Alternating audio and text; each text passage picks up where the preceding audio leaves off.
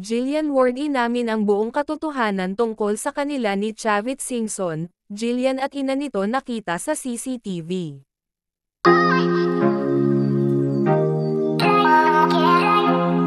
Isang controversial ang naging relasyon umano ni Jillian Ward kay Chavit Singson, kung saan, ay maraming naging usap-usapan tungkol sa dalawa at pati ang ina ni Jillian umano ang nakakaalam sa relasyon ng dalawa.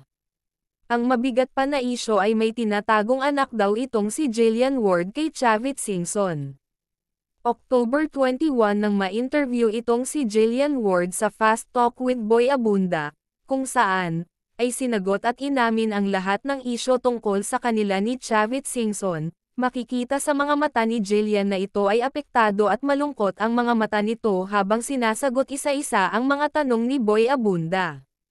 Sabi ni Jillian na hindi niya kailanman nakilala si Chavit Singson at hindi daw niya ito kilala at lalong-lalo na nawala silang relasyon at anak. Pero dahil sa naging isyo nga na nakita si Jillian Ward kasama ang ina nito sa mismong lugar kung saan, ay nandoon si Chavit Singson at nakita daw ang mag-ina sa CCTV.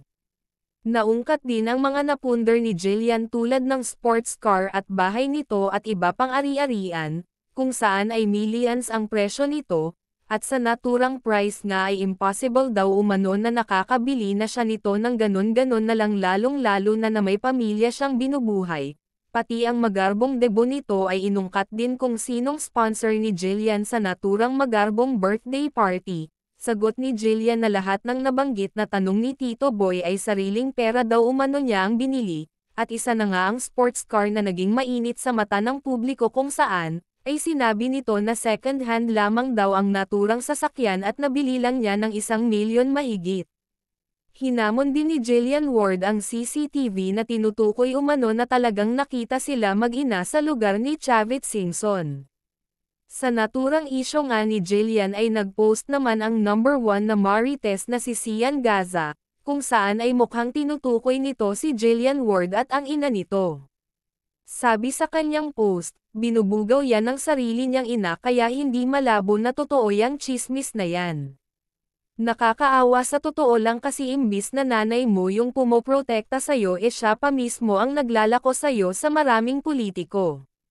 Makikita din ang mismong comment ni Sian Gaza na tumugma sa mga tanong ni Boy Abunda at tinanong nga ito ni Boy Abunda kay Jillian Ward. Makikita din sa kanyang mismong post ni Sian ang kanyang sariling comment. Bagamat hindi naman klaro ang post ni Sian Gaza dahil wala namang pinangalanan ang kanyang naturang post, ay posibleng nagkataon lamang ang post niya sa naging isyo ni Jillian Ward.